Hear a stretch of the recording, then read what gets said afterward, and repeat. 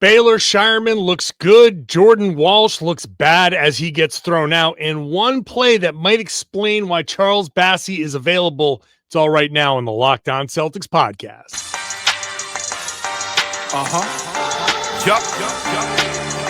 Beantown, be ever ready. It's the C's. Who else could it be? What they gon' say now? Screaming like JT, Karalis. Recap the madness every game, every practice. Primetime Depp and D White on the sideline. Raining Jays, how it started, raising business, how we finished. Locked On Celtics pod, home of the winners. Hey there, welcome back to the Locked On Celtics podcast, right here on the Locked On Podcast Network. It's your team every day. Your team is the Boston Celtics. I talk about them every Monday through Friday right here for free on every podcasting app that is out there, plus on YouTube. Make sure you're in the comments section. Let me know what you are thinking. I'm John Karalis, a beat writer covering the Celtics for Boston Sports Journal. I've done a version of this job for about 20 years, and I've written a couple of books about the team. Today's show is brought to you by FanDuel. Make your first $5 bet. If it hits, you can get $150 in bonus bets at FanDuel.com or download the FanDuel app. Just a reminder, this podcast 5 days a week for the next couple of weeks. Then August, we go down to 3 days a week because it starts to get a little dead. So we tone it down. In August and September are 3 days a week. And then once training camp comes around, we're back to 5 days a week. So make sure you're subscribed. Thank you for being an everydayer. Especially everybody who's with me every Monday through Friday, and then every Monday, Wednesday, Friday, all that stuff. Tomorrow I'll do a mailbag, so get your questions in at johnkaralis.com/mailbag. Today's show is all about Summer League. Later on, I'll get to just individual guys, Shulga, Kendall Brown, Kenny Lofton. I actually thought he played pretty well. In the second segment, I'll get to Jordan Walsh. I'm not happy with how this went, even though Joe Mazzulla might be. But let's start with Baylor Scheierman. First of all, the Celtics lose if you care. They lose to the Miami Heat, who are playing like actual players, like Khalil Ware and Pell Larson are guys that actually play, are, part of the real rotation. And you might say, well, so is Baylor Scheierman, but he's not. Jordan Walsh is not. None of these guys are. But all right, so Miami, great. Congratulations. You won this game. I guess for the Celtics, nice that they were able to come back. They kept it together. They hit a few shots in the third quarter. Guys, I didn't put Hugo Gonzalez in this. I'll talk about Hugo in just a second as well. But guys who struggled early on kind of put got back into things in the second half and played better. So, looking at translatable things, it's can you put things behind you? And after the game, Matt Reynolds, Celtics assistant, who is now the head coach of the Summer League team, said that, Gonzalez and others had trouble putting things behind them in this game. And you let mistakes pile up. Very easy in Summer League when you're trying to make an impression and all of that stuff to, you make a mistake and you get really down on yourself. Everything's magnified in Summer League. So your mistakes get magnified. And if you're kind of having a bad day, a bad shooting day, and you're not able to kind of get out of it in your head, it can really cascade.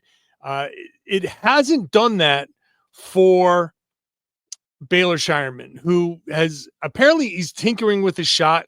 He wants to kind of fix the balance on his shot, which is great. So maybe that explains why he's been really struggling. He had a 1 for 8, a 1 for 7, and now a 4 of 13.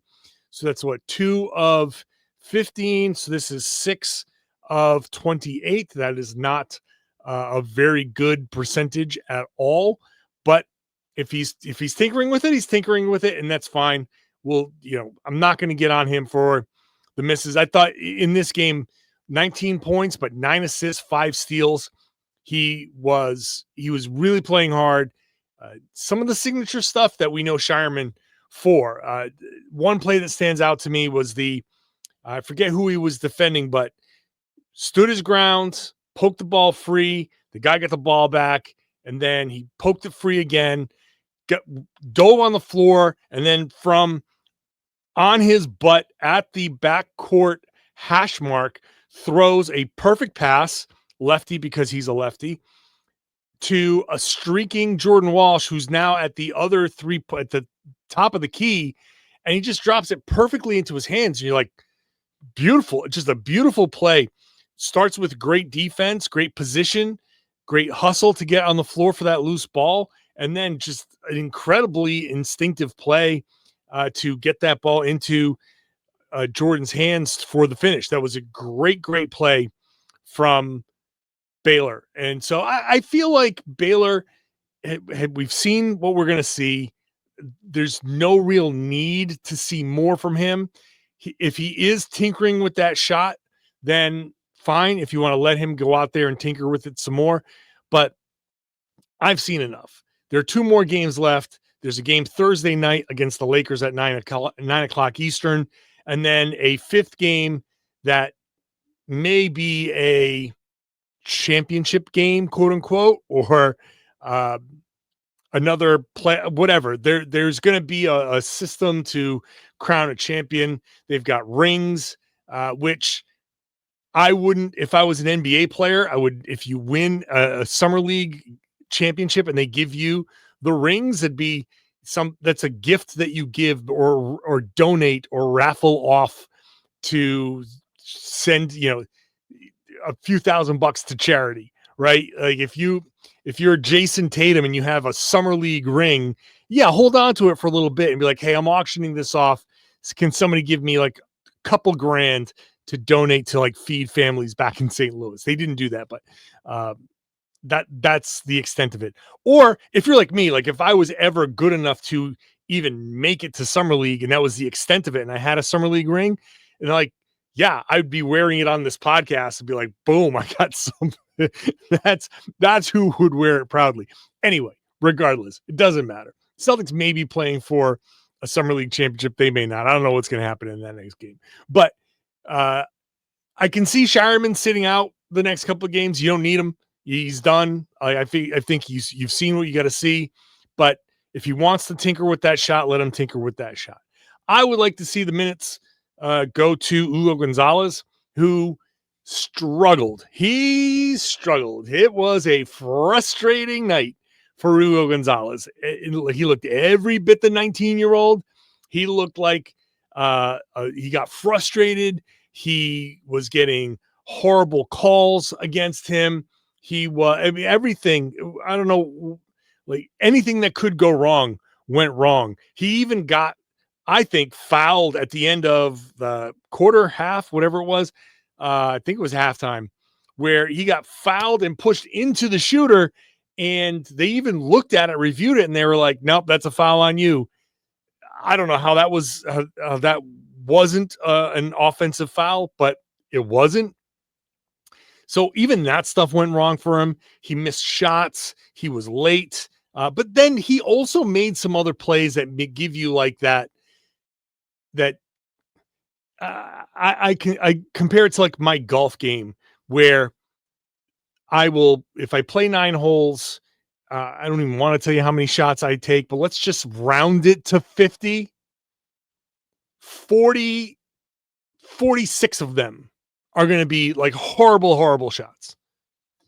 4 of them are going to be shots that make me come back to play the next 9 holes. You know what I mean? Like, I'm sure you can relate. Anybody that's just struggled with golf understands it's just hack, wicked drive. You're like, oh yeah, I felt that one. You do the pose, you let the club kind of like spin down, and you watch the like you know the pose, the Tiger Woods type of like follow through, and the club spins down your hand. You're like, all right, I'm a god. And then the next 10 shot hack. That's what Hugo did. That's what Ugo did. It was a just bad. Oh, he dove and broke up a play defensively. Then bad. Oh, he threw a 3/4 court alley-oop. Perfect play. Then later in the game, he dove in for an offensive rebound and a putback at a point where the Celtics were coming back. It was a nice play. Started hitting a couple of 3-pointers. So he finished with, he was 1 of 7. Okay, so he hit 1 3-pointer, 1 of 7 from 3, 3 of 12 overall, 7 rebounds, 3 of 6, 6 turnovers, 7 personal fouls, minus 18, but what, like, this was no doubt a bad game, but a game where he did a couple of things. You're like, okay, I see it. He's 19. That's fine. Come here, screw up in summer league, learn your lessons, fix it, come back for training camp. Let's see how you do. And then, tweak it all in Maine. But I really do enjoy the fact that he kind of put that stuff behind him and was still trying and was able to make some nice plays in the fourth quarter. That's important. That is important. Putting the other stuff behind you and making those plays is important. But as I said, Matt Reynolds was very clear that Ugo was demonstrative. He was constantly putting his hands over his face and screaming and yelling at himself. Very European kind of anger, which I understand very clearly. It's I get angry at myself in the very similar way. So I felt Ugo's pain in that moment, but I'm not worried about that at all. He struggled like a 19-year-old would struggle, so I'm letting it go. But upon further review, just learn to stay in the moment a little bit more. He's going to be emotional. I think maybe it's something, if you live along the Mediterranean or something in that, that European, Southern European type of, like, I don't know, we've got that passion. You just want to yell at yourself sometimes, but got to stay in the moment a little bit more and get past those plays. So he was fine. Jordan Walsh did not stay in the moment. He got ejected, and I thought it was dumb, and he admitted it was dumb. And we're going to talk about why it was dumb next. Today's show is brought to you by FanDuel. Our good friends over at FanDuel want to give you some bonus cash. So if you make a $5 bet and it hits, you can get $150 in bonus bets. So baseball, soccer, tennis, the next tennis tournaments around the corners, golf tournaments all over the place. You can get in on the action, especially these like golf and baseball and things that kind of, there's a bunch of innings, a bunch of holes. You can keep stacking those bets if you want to do like same game, in-game stuff. You can do that right on the app. So you want to put a couple bucks on this hole, a couple bucks on the next hole, something on the third inning, a fourth inning, a fifth inning. You can let it ride. These same game parlays can really help you feel like you're part of the action. So go check it out. It turns all of these events into must-watch events. When you sign up, you'll see right away, set your limit, set your budget. This is very, very important. If you choose to gamble on sports, that is your choice. You are an adult, but set your limits, set a safeguard so you don't go overboard. We do not want that. I know it's a problem.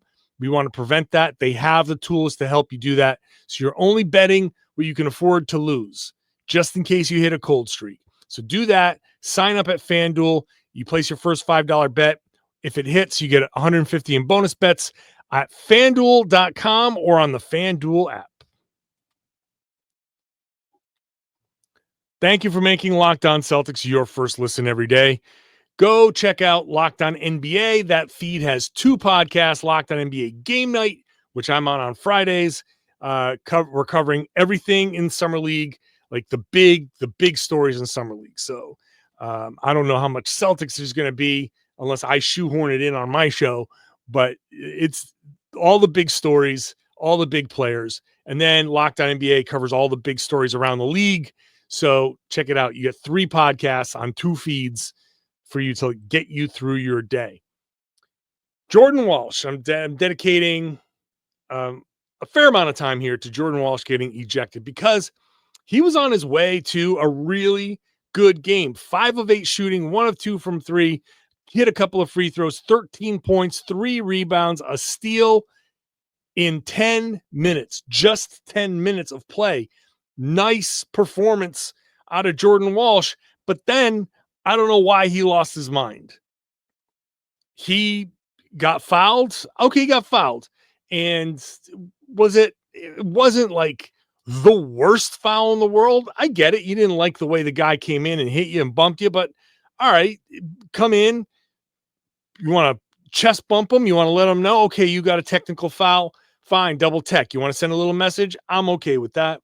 And then like 2 plays later, he's coming down and, bumping somebody else. I forget who it was. Maybe Pell Larson. Regardless, he mixes it up with that guy. They get right in front of Brad Stevens and all of the Celtics executives right there on the sideline. And the guy comes up, he pushes him again, he gets double tech, he gets ejected. Now, I knew without even without even Jordan saying anything after the game, I knew that Joe Mazzulla was going to love it because Joe just loves anything with fire, and I think Joe subscribes to the mentality of we'd rather you go overboard and we rein it in than have to try to drag it out of you. And I agree with that. I'd rather somebody be playing too hard, going too fast than not fast enough and not hard enough. Please don't clip that little bit and take it out of context. I understand the words that just came out of my mouth. I'd rather see somebody go too far and then you go, okay, that was great. Now let's kind of harness that rage, right? Let's put a saddle on that lightning bolt and let's keep it together. So it's a lesson. I believe in these lessons. I think all of these opportunities are there. That's what the entire summer league is. Opportunities to learn lessons. Where are they coming from? And getting ejected in that moment is a lesson that Jordan should learn. And after the game, he admitted it was dumb. He should not have done it. He kind of forgot about that first tech. He was caught up in the moment. He apologized to Brad Stevens and all of that. And is it the biggest deal in the world? No, it's not the biggest deal that he got thrown out. But I hated the fact that he got thrown out. So in those moments, okay, fine. Show the fire, show the rage, whatever. Joe can love it, but I don't because, first of all, you should not be forgetting that you just got a tech. Be aware of what your situation is. Okay. That's not cool. This is your 3rd year in the league. You shouldn't low key be forgetting that you got that first tech. You should understand you got the tech. This particular game, meaningless, right? So who cares? But if you're going to forget in that moment, why would I believe that you're not going to forget in another moment? Why would I believe that if I need Jordan Walsh in a regular season game and it's a matter of, seeding or whatever, and all regular season games have some impact because at the end you total them all up. If you win 50 games, didn't matter where you won the 50 games, you just won them and that gets you a seed. So if Jordan Walsh can't remember that he has a technical foul that he just got like 2 minutes before that, then why do I trust him to remember things and be a contributor when I need him during the regular season? Those are the little things to me that, and okay, and I love the fire. I love all that stuff. I get it, but where's the awareness? Right? Show me that you can be aware of your surroundings and you're not going into that. Like, that's not the time for that. That was not the time for the technical foul. That's not the time to go out, and be like, whatever, hoot and hollering, all that stuff. It's fun. I'm sure there are fans who love it. Right. And people are going to be in the comments telling me to calm down. And it's like, yeah, okay, I get it. It's no big deal. But I'm looking at Summer League to figure out who can the Celtics trust as part of the rotation. What has Jordan done in this summer to gain my trust? If I'm using myself as a proxy, like if I'm a Celtics executive, a coach, what has Jordan done to earn my trust? Right? Like that. I would rather see Jordan play 30 minutes in this game and could he have put up a 30 spot? Could he have shot well? Could he have rebounded? Could he have gotten more steals? Could he have gotten some assists? Show me that you're growing as a player. Now, I also will admit there's practices and there's stuff that we never see. So I know that we on the outside get too caught up in games, and games are the only thing that we use to evaluate players. And coaches and executives see these guys on a regular basis, see them on the bus and on the plane and in practice and in film sessions.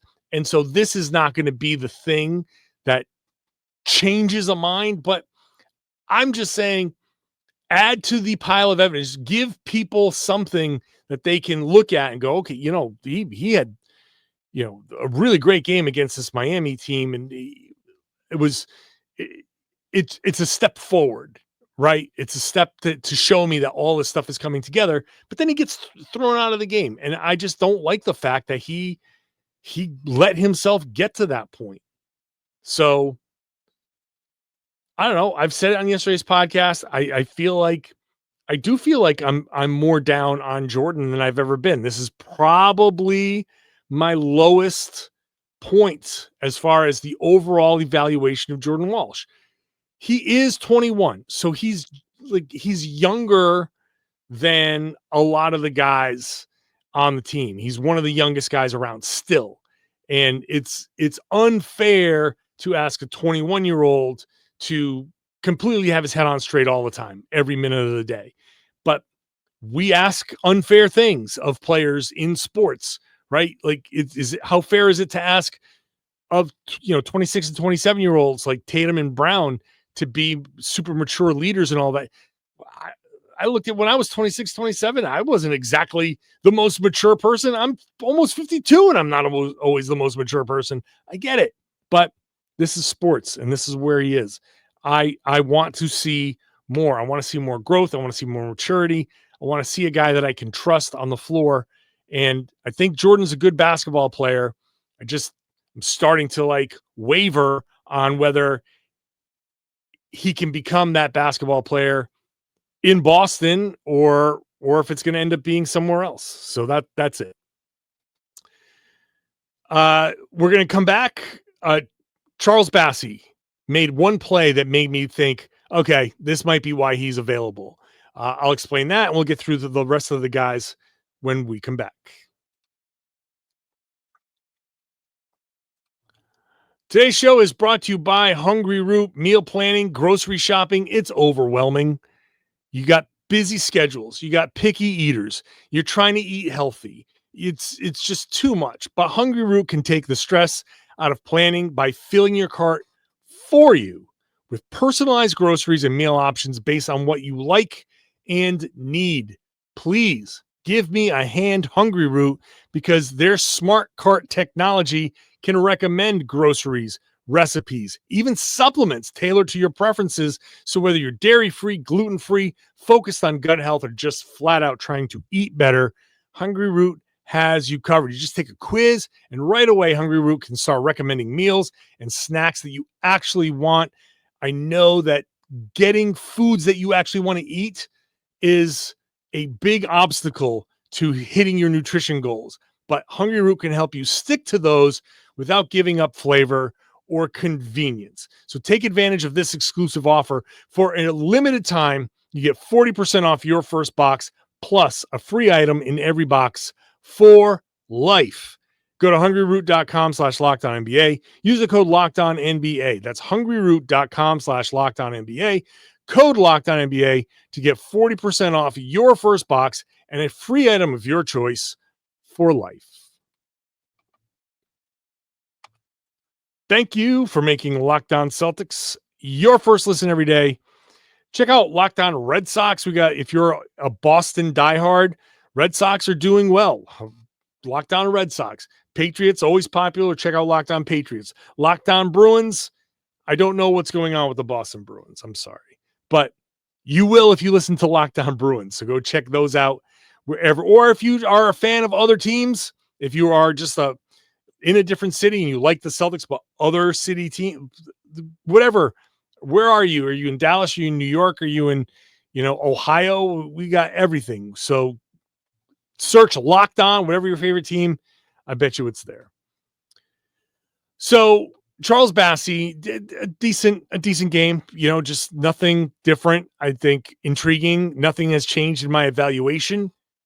10 points, 9 rebounds, a block shot, but that block shot makes me, when I saw it, I was like, this is why he's available. This kind of stuff. So the guy was driving down the left side of the lane. It was 6.5 minutes to go in the third quarter. Drive goes down the left side of the lane. Bassey has a choice to make. It's, do I step in front or do I line up the block? And he lined up the block. And what ends up happening is he stepped kind of like out of the way. He got his feet right so he can time his steps so he could take the big 2 steps, jump, and block the shot. But that momentum took him out of bounds. He blocked the shot. It stayed in bounds. His guy who was rolling got the offensive rebound, got the putback. And what good was the block shot? Yeah, sure, you blocked the shot, but they got the ball and you're way out. You're standing on the baseline. What good was that? He had an opportunity to step into the path, maybe not go and get a charge, but step into where the driver was trying to go, kind of ride him out of the lane, or put your hands up and make it so like, hey, if you want to take this shot, I'm right here. I'm going to contest it. And you stay under control. You go straight up. You stay vertical. And if he gets the shot up over you, fine. By contesting the shot, you've already significantly lowered the expected field goal percentage of that shot. You have now put yourself in a position to challenge, land, turn around. Even if your guy slides in behind you and gets the offensive rebound, you're still in position to challenge that shot as well. So by what he did was, instead of stepping into the path of, or stepping towards the offensive player, the ball handler, he takes a step back and lines it up. And great, that's fine. You blocked the shot, but all of your momentum took you out of bounds. You've now, all of a sudden, you've now given them an advantage, and that's not a smart defensive play. It's one play in summer league, and again, it has not changed my evaluation of Bassey. I think he should get a camp invite. I think they probably want to, if you want to give him a non-guaranteed deal, you can negotiate like a 3-year deal with no guarantees and be like, if you make it out of camp, we'll guarantee it. You can easily do that. But I still think that one play speaks to where your head is at. And this is why, this is why my evaluation, it focuses on these little things, because it tells me, where's your head? What kind of defender are you? If in that moment, given the choice, you take this, well, that tells me where your head is at. Just like Jordan getting ejected. Where's your head? And afterwards, okay, you admit it was a dumb play. Great, fine. Move on. Now the next game is super important, but the next play for Bassey, the next time a driver is coming, don't be Hassan Whiteside. Don't just get caught up in chasing the blocked shots. I don't care about the number of blocked shots. I care about the opponent's field goal possession percentage when you're on the floor. That's what I care about. If you're on the floor and teams shoot worse in the paint, then you are a rim protector. So however you do it, it doesn't matter. I don't care if you're a shot blocker. It's nice. It is nice. But you can be a shot blocker and give up a higher percentage of points in the paint than some other guys who are lesser shot blockers, but great positional defenders who will get into position for a charge or get up onto a player's body, stay vertical, hands back, and you just ride him out of the lane. There are ways to protect the rim that don't always involve blocking shots. It's very coachable, but his mind has to be there. So that's where I am. I thought Bassey was fine. He made a couple of decent plays, but that one play kind of stood out to me. I was like, okay, gotta fix that stuff. Gotta make better decisions. A couple other names real quick here. Max Shulga, I talked about him yesterday. Again, 8 assists, 0 turnovers. I think he has 1 turnover in Summer League so far in 3 games. So that's impressive. Ball protection, people talk about in the comments like, oh, he's so slow. I think I would say he's under control. And it's hard to get assists in Summer League, and this guy's out here getting consistently some decent assist numbers, 8 assists in this game without turning the ball over. That's going to get you an opportunity. I see a guy, I come out of Summer League already thinking Shulga can protect the ball. And if you need a guy to run an offense without turning the ball over, let's give him a shot to see if he can do it. Let's see if he can do it at this next level, which is the G League. Let's see if he can do it there. If he can do it there, then you start giving him an opportunity at the next level, which is probably garbage time of NBA games. Can you thrive in that situation? This is why I'm talking about Shulga. Like, okay, I like this. He's doing this in Summer League with no turnovers. That's hard to do. Everybody's turning the ball over in Summer League. So he's been the primary ball handler and done a decent job. What can he do at the next step? I want to see him do this at the next step. And at some point, the NBA values, and I don't know at what level he's going to make it, but the NBA values guys who can run an offense without turning the ball over. And maybe that only gets you to a team that's, fighting for the play-in, and you're just kind of cruising through a regular season, and it's a 40-win regular season. But if you can be a point guard that doesn't turn the ball over, can run a decent offense, you can find some place in the NBA, whether it's with the Celtics or not. That's something that if you can prove you can do that at that next level, then that's a skill set that is valuable. So I don't know what he's got. He might fall apart in the G League, but I've seen enough in the summer where it's like, okay, next challenge, next phase. Kendall Brown, interesting guy. 5 of 7 in this game, 11 points. Had a couple of nice finishes around the rim. He hit a 3-pointer. Probably, a guy that deserves a mention, a shout out, just like Jalen Bridges deserved the shout out in the last game. He did a nice job. Kendall Brown did. Probably a sign, Exhibit 10, cut and stash in Maine, and hopefully you can see him develop a little bit there. So shout out to him there. And finally, I'm going to end on Kenneth Lofton Jr., who I've been killing, but you know what? Played well down the stretch. Got to be fair. If I'm going to criticize the guy when he plays poorly, I got to give him the credit. Somebody had to get, whether he saw the film and was like, oh my God, I played like crap, or a coach or a family member or somebody got to him and was like, dude, the way you played in that first game, you're on the verge of getting cut in the middle of Summer League. So you got to fix that. Because in this game, he played much more under control, was not nearly as ball dominant, and he played well. 5 of 7, 12 points. He had 4 rebounds. He had 3 assists, passing the ball, giving the ball up. I still don't think he's a Celtic. I think I'm all set with the Kenny Lofton Jr. experience, but man, he needed a game like this to kind of be like, okay, I get it. I hear you. I'm going to change how I play. Don't go too crazy. I think that first game, he was just over the top, trying to show out and impress scouts.